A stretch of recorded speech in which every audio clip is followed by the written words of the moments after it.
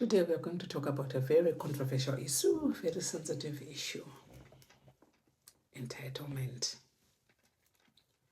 We are about to unpack a topic that quietly shapes how we work, how we relate, how we believe, and even how we parent our own children, often without us realizing that. The topic is very sensitive, and entitlement is not always as loud as or as obvious. Sometimes it whispers, I deserve this job, I deserve this help, you must do this for me, you must do that for me because you are my brother, you must do this for me. And it shows up in workplaces and families, church, and yes, even in the way we raise our own children or how we view God. Today we are not here to point fingers. I'm here to hold the mirror and talk to the person in the mirror. Because the truth is, we have all felt entitled at some point.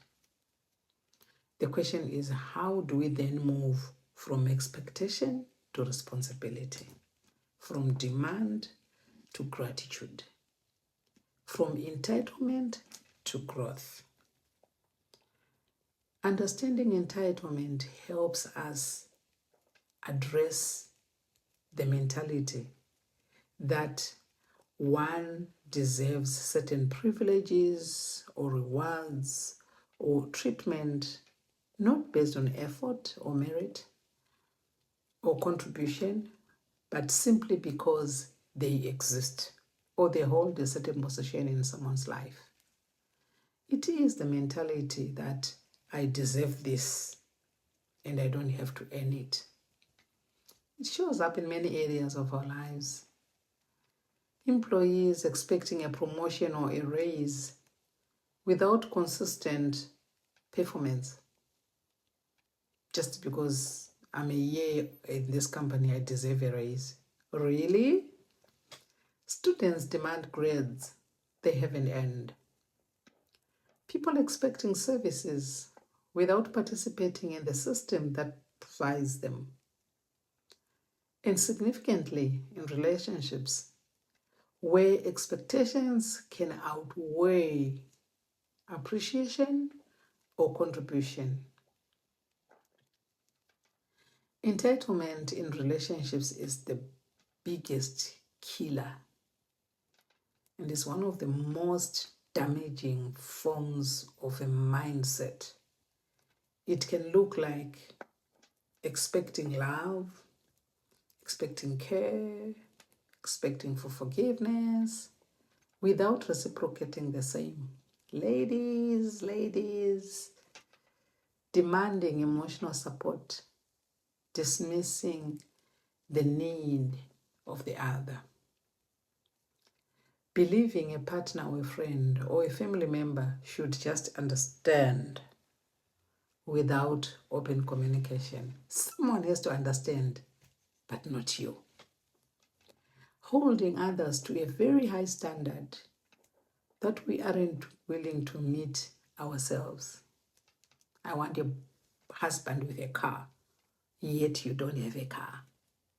Relationships thrive on mutual effort, empathy, accountability. When entitlement enters a picture, it creates imbalance, resentment, and emotional fatigue. It turns what should be a partnership into a transaction where one gives and the other just takes and takes and takes.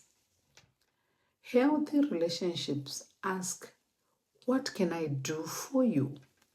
Not, what are you going to do for me? Social media, practical example, it's one of the quiet realities of how people are entitled.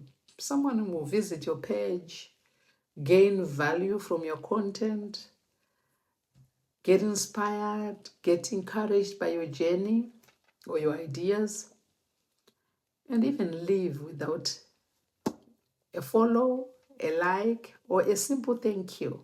And that's okay, because when I create from a place of purpose, and I do it as a form of seed planting, not harvesting praises. Families, in some instances, they feel entitled. And when entitlement shows up in a family, is the belief that my brother or my sister should do this for me. Or he owes, because he is a successful business, he owes me financial support just because we are related. But here's the truth. Success doesn't come with automatic handouts. All those that have made it in life, they never had handouts. Being family doesn't mean skipping the line of effort, responsibility, or respect. Support is beautiful when it's mutual, not expected like a debt, like someone owes you. Let's learn to value relationships for love and loyalty, and not for what we can get. That's a parasite mentality. In Christianity, sometimes we fall into the same trap as well as Christians. Abazalwan, when we are thinking we're entitled to every good thing simply because we are children of God. Father Abraham had many sons. Faith is not a free pass to a struggle-free life, but it's a foundation that anchors us in this journey. We are not entitled to blessings. We are graced by them. And by its very nature, grace is an end. God's promises are yes and amen, and they are real. And they often come through a process of obedience, surrender, and not entitlement. So let's shift from serving, I deserve this, to, Lord, I thank you for trusting me with this. How is that? As parents, we also fall in the same trap. We think we're entitled to our children's time, loyalty, choices, and even their success. But the truth is, our children are not our possessions. We are just stewards. They are individuals entrusted to us by God for guidance, not for control. We are called to lead them, love them, nurture them, and not live our unfulfilled dreams through them or demand payback for their sacrifices we made. Honor and respect coming from children is so beautiful, but they are earned through a relationship, not demand through entitlement. Being a parent is not an investment. Let's parent with humility, understanding, and understanding that while we have given them a life, a good life, they still are free to shape their own. And we need to address the roots of entitlement. And this mindset doesn't come overnight. It's often shaped by our upbringing that overprotects laziness, instant gratification, where patience and effort are undervalued, and sometimes pain and trauma that someone might go through makes them feel that the world owes them. No one owes you a thing. Understanding the root helps us address the problem and not just criticize the symptom. Entitlement is very costly. It costs individuals their relationships. It limits your personal growth. Why grow if you think everything should come to you on a silver platter? Why? You see? It breaks down, it breaks trust. Relationships are strained when one side feels unseen, unheard, or used. It breeds frustration. Entitled expectations often go unmet, leading to bitterness, not just in others, but in the person who feels constantly disappointed. At a community level, it creates dependency rather than development. In teams, it creates division rather than collaboration. So, shifting the mindset is the way to go beyond entitlement. Let's reintroduce the value of effort in every area: career, learning, love. Consistent effort still matters. Practice gratitude. When we focus on what we are owed, we forget what we have been given. Yeah. On your part, instead of asking, what am I getting? Ask, what can I do for you? How can I make your life feel better? Show empathy, especially in relationships. Listen, understand, and support without expectation or assuming. Celebrate and success. Let's normalize praising people, not just for showing up, but also for growing through the process. We live in a world that often whispers, you deserve everything. But real fulfillment doesn't come from what we demand. It comes from what we build, what we give, and what we grow into. Let us be people who earn respect, give love freely, contribute wholeheartedly, and live and lead with humility. Always remember, nobody owes you a thing. Not the world, not even God, not your employer, not your family, not even your children. That may sound harsh, I know, but it's actually freeing, at least your freedom, because the minute you stop expecting everything to be handed to you is the moment you take full ownership of your life, your peace, and your results. Yes, people can support you.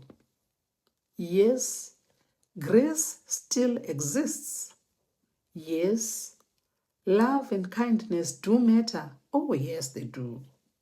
But the moment you make entitlement your mindset, you rob yourself of the joy of earning, building, or becoming. Let's stop waiting for people to give us what we haven't worked for. Let's stop confusing help with obligation. I'm not obliged to help anybody, neither do you. But let's live from a place of responsibility, not resentment. That's the mindset that builds strong careers, strong communities, and most importantly, strong relationships. There are people that I know when they call me, they want to ask for something. And I'm learning to say no. Not because I don't have, but I'm hoping they would realize that I'm not obligated to. Yeah, I'm not obligated to. No one is obligated to do things for anyone. So the minute you stop expecting or over expecting is the minute you pick up your mat and you go. There was a man who was sitting at the pool of Bethesda for 38 years. When Jesus asked him, he said, I have no man to help me get into the water once the waters have been stirred. It's good to have a support system. Everyone needs a support system. English says, scratch my back and I also scratch your back. Have you ever wondered why it's for your back is forever itch? When do you scratch other people's backs? Because your back is forever itch. Be it at work, they haven't done this for me. At home, they haven't done this for me. So and so haven't done this for me. Oh, look at me. Forever, your back is forever itch. When do you scratch other people's backs? Let's learn to get rid of the entitlement mentality. In closure, I'll give you this funny example. So I normally post the trusted partners, the Irish trusted partners. Normally, I would run a background of companies that have the potential to process a work permit for qualifying in candidates. I came across a comment that made me realize that, Lord have mercy. I'm not too sure if it was a guy or he commented on one of my videos to say, the video is running too fast. Why don't you populate the companies on an Excel spreadsheet and send it to us? He already has a format that is acceptable to him or to her. That someone who has made the initiative to alert people about these trusted partners to avoid people being scammed.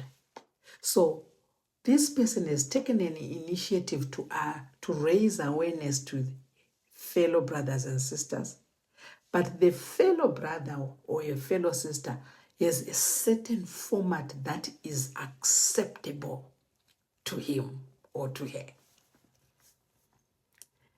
Is the same post that someone came to my inbox and say, Sister, I'm so excited.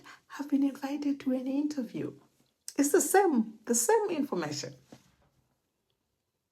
The same water that is boiling and softening the potato is the same water that is hardening the egg. This comes when we think, because you are there, you should help us. Because you have chosen to help us, so help us in this way. I said, Lord, help me.